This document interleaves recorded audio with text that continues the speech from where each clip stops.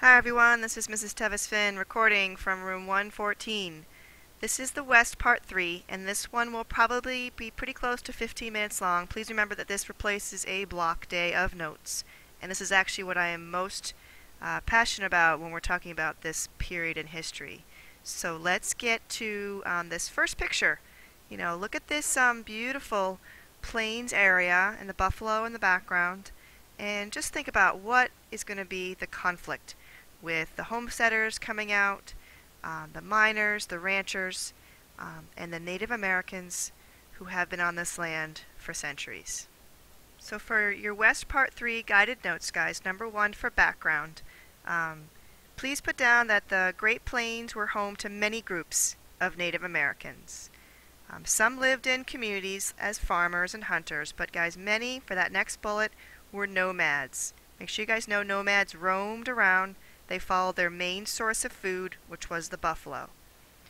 Next, guys, Plain Indian nations were divided up into bands consisting of up to 500 people. So that's how they organized themselves. They had a governing council that would head each band, and they had members participating in making decisions. They had extended family groups, and they truly believed in the spiritual power of the natural world.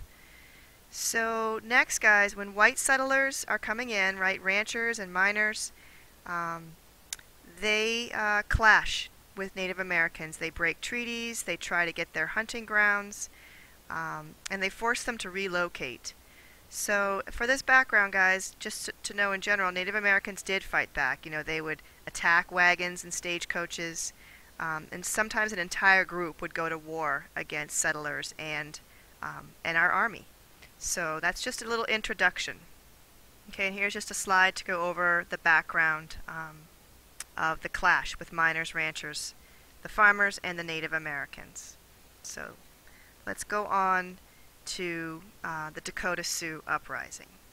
So for number 2, you guys want to put down the first clash was in 1862. So that's when the Dakota people, they were also known as the Sioux, they launched their first uprising in Minnesota. So you should know that they had negotiated, go on to the next slide, here's some information, guys. They had negotiated terms to live on a reservation in exchange for annuities, and it's spelled here for you guys. Please put that down on your notes. So what are annuities? They are annual payments from the government. So Native Americans are waiting for these payments, and sometimes because of corruption, that money just never reaches them. So you guys want to put down, by 1862, many lived in desperate poverty and were facing starvation.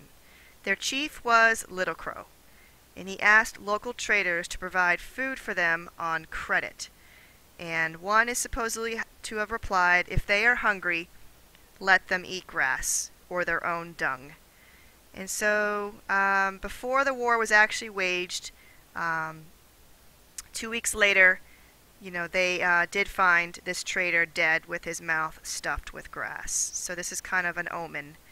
But guys, in terms of waging war, Little Crow was reluctant. He didn't want to harm civilians. He just wanted to fight against soldiers. So when the war breaks out, very angry Dakota slaughter hundreds of settlers. So you guys want to put down that the death sentence was given to 307 Dakota because of this rebellion. This is Chief Little Crow. Just take a look at his manner. You can kind of see the tone a lot from this picture. Here are refugees, guys, so people in their own land are becoming exiles. Note, guys, that President Lincoln did review this case and reduced the number of deaths to 38. But this region, guys, became known as the Dakota Territory, named after the people that here you see below are now exiles in their own country. And here's a sketch of the death sentence of the 38 Dakota that were hung. Alright guys, so let's move on to number 4. Number 3. It's getting late. Red Cloud's War. So guys, this is another Sioux tribe. So the Dakota Territory was home to this Sioux tribe called the Lakota. So Dakota and Lakota are this nomadic tribe. So for number 3, guys, put down what the Sioux tribe is called. And let's keep going. The chiefs, there were 3 you should know: Red Cloud, Crazy Horse, and Sitting Bull. And they all, led groups to try to fight off the settlers. They didn't want them to get their land. And so the army suffered a major defeat during Red Cloud's War of 1866 to 1868. What you want to put down for that bullet, guys, is the army had been trying to, build forts along this trail used to reach gold in the Montana mines. So in December of 1866, Crazy Horse tricked the fort's commander. His name is Captain William Fetterman. So he was able to ambush about 80 of these soldiers, making them think that it was just a small raiding party. Here's another great picture of one of the chiefs I was talking about, guys, Chief Red Cloud. Just take a look at his demeanor. And so this Fetterman's Massacre I want you guys to know about. So that's the ambush, guys. I actually misspelled ambush, but that's okay. So guys, they really wiped out the entire unit of Captain Fetterman's. And so the Sioux just continued to, fight back. And so the army, guys, the result for number 3, that last bullet, is just put down the army had to abandon, this post along the trail. They stopped building the forts. Alright, guys, let's go on to number 4, the Sand Creek Massacre. And I have a painting depicting this next struggle. So, guys, the Sand Creek Massacre starts with a clash. Again, we have the miners now coming into Colorado in search of gold and silver, and they clash with the tribes known as the Cheyenne and the Arapaho, who had already lived there. So by 1864, guys, bands of these Native Americans had attacked ranches, they burned homes, they stole cattle and horses, and they killed up to 200 of these settlers. And so, guys, this bout led to the army forcing them to surrender at Fort Lyon. And there the territorial governor, John Evans, promised the Native Americans food and protection, if they surrendered. And so, guys, this led to the infamous Sand Creek Massacre. So you want to note, guys, that Chief Black Kettle, brought several hundred Cheyenne to the fort for peace negotiations. And there, guys, Colonel John Chivington attacked them while they camped at Sand Creek, claiming that they were to be punished for their crimes against the settlers. And the last bullet on this page, guys, is that there are different eyewitness accounts, but I want you to put down a few of the conflicting details. For Chivington, was told to wait for the peace negotiations, and he is supposedly, one reply was that, there could be no peace because the Cheyenne had attacked settlers. There's also stories of a white flag, of truce. Had the colonel ignored this sign of peace? And there's certainly the stats, for only 14 soldiers died, but some accounts have upwards of 600 Native Americans being slaughtered. So this attack, guys, has been called the foulest and most unjustifiable crime, in the history of America. So it's just unclear, yet we can talk about what you guys think happened. Guys, the second page is a doomed plan for peace. And so what you guys want to note that, Congress took action with all this conflict. And so what they did is in 1867 they formed the Indian Peace Commission. So this second bullet, guys, is they proposed creating 2 large reservations on the Great Plains. And then, guys, next thing is the agents of the federal government would help run the reservations, right? They'd be from the Bureau of Indian Affairs.